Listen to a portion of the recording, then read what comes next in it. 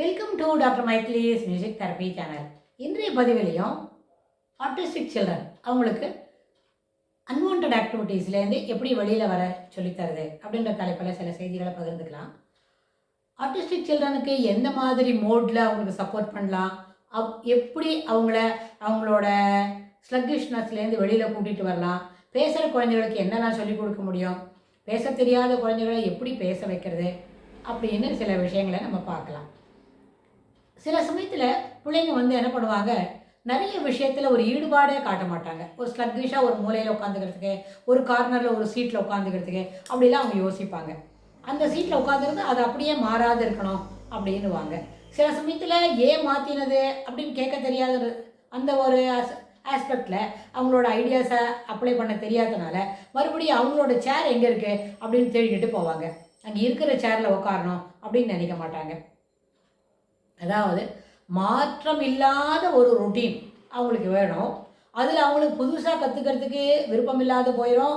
அடலசன்ஸை தாண்டிட்ட உடனே அதுக்குள்ளேயே அவங்களுக்கு புதுசாக கற்றுக்கணும் அப்படின்ற ஒரு எண்ண ஓட்டங்களை வளர்த்து கொடுத்துடணும்.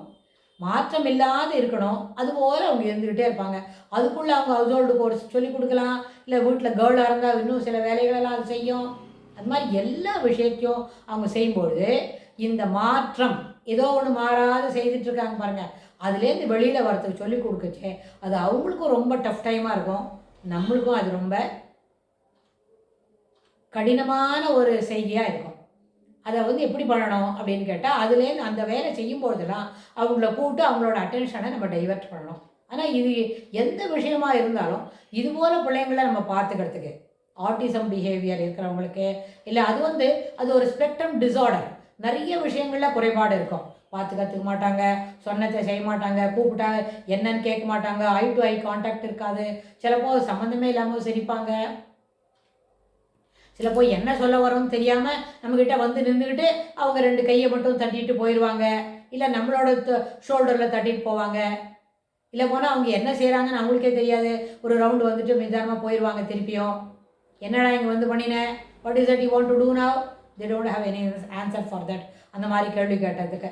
ஆனால் பொதுவாகவே இந்த மாதிரி பிள்ளைங்களுக்கு, இந்த ஸ்பெக்ட்ரம் டிஸார்டர் இருக்கிற பிள்ளைங்களுக்கு நம்ம என்ன பண்ண முடியாது, எந்த கேள்விக்கும் பதில் கேட்டு தெரிஞ்சுக்க முடியாது. அவங்க என்ன சொல்கிற வராங்கன்னு பார்த்துட்டு, ஓஹோ இதான் இவங்களுக்கு தேவை போல இருக்கு அப்படின்னு நம்ம தான் அதை புரிஞ்சிக்க முடியுமே தவிர, உனக்கு இப்போ என்ன வேணும், நீ என்ன செய்ய போகிற, what is your plan now, அந்த மாதிரி கேள்விக்கெல்லாம் they don't have any answer.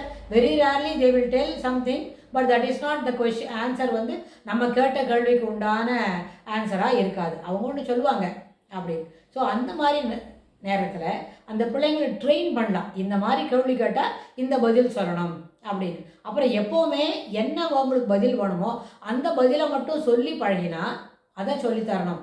உன் பேர் என்னன்னு கேட்குறதுக்கு பதில், என்னோட பேர் Anand, I am Raghavan, I am Keshav, I am Anusha அப்படின்னு சொல்லி அந்த குழந்தைக்கு சொல்லி கொடுக்க தெரிஞ்சால், அப்படி சொல்ல தெரிஞ்சால் யாருமே உன் பேர் என்னன்னு கேட்க வேண்டாம். சில சமயத்தில் பிள்ளைங்க என்ன பண்ணும், உன் பேர் என்னன்னு கேட்டால் வாட்ஸ் யுவர் நேம் அப்படின்னா அது உடனே வாட்ஸ் யுவர் நேம் அப்படின்னு சொல்லும். Very rarely the child will tell my name is Anusha அப்படின்னு சொல்லும்.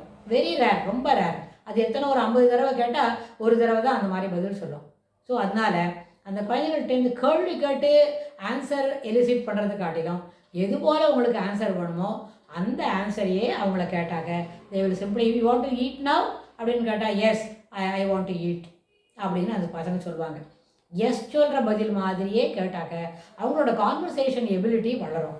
யாருக்குமே நல்ல தெளிவாக சிறப்பாக பேசினா தான் தன்னம்பிக்கையை வளரும். இது நம்ம சில பதிவுலாகவே சொல்லிக்கிட்டு வரோம். ஸோ அதனால் சரியான பதில் சொல்லக்கூடிய, oh you want to have food now, very good, let us come, நீ டேபிளுக்கு வா, நான் அது கூட எல்லாத்தையும் சாப்பாடு கொண்டு தரேன் அப்படின்னு நம்ம சொல்லிட்டோமான நம்ம கேட்டது உடனே கிடைக்கிறதுன்னு அந்த குழந்தைக்கு ஒரு திருப்தி இருக்கும். நமக்கும் குழந்தை பசிக்கிறதுன்னு சொல்லிடுது அப்படின்னு நமக்கு இருக்கும். ஸோ அதனால் பதில் என்ன வேணுமோ அதுக்கு உண்டான கேள்வியை நம்மளே கேட்டுட்டு we can have the answer in the form of yes, no, அது மட்டும் தெரிஞ்சுக்கிட்டாலே அவனோட நீட்ஸ் என்னன்னு நம்மளுக்கு புரிஞ்சிக்க முடியும். இதுபோல் பழக்கப்படுத்துறது நிறைய விஷயத்தில் அவங்க தேவையான செய்திகளை மட்டுமே செய்கிறதுக்கு ஒரு வாய்ப்பு தரும். இது எப்படி மேலும் தொடர்ந்து செய்கிறதுன்னு வரப்போகிற பகுதிகளில் பார்க்கலாம். தேங்க்ஸ்.